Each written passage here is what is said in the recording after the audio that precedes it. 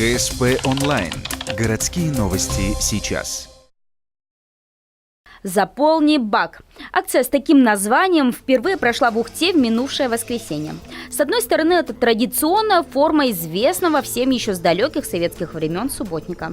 Но организаторы, ребята из Студсовета УГТУ, привнесли в него современные моменты. Они предложили неравнодушным людям совместить уборку города с велопрогулкой.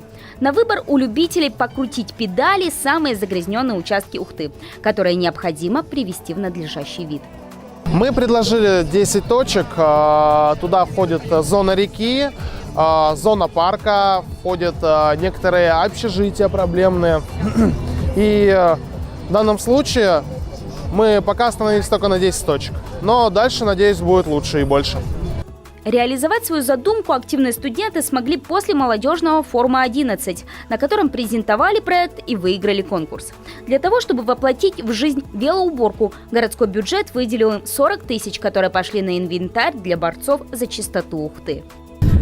Проект действительно поддерживается и организационно администрацией города, и финансово.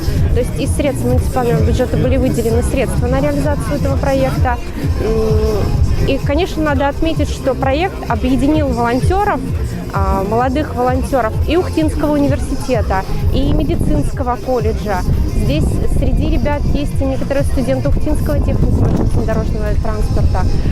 К сожалению, чаяния организаторов не сбылись, они ожидали более 200 желающих поучаствовать в акции. Всего же на велоуборку решились порядка 60 ухтинцев.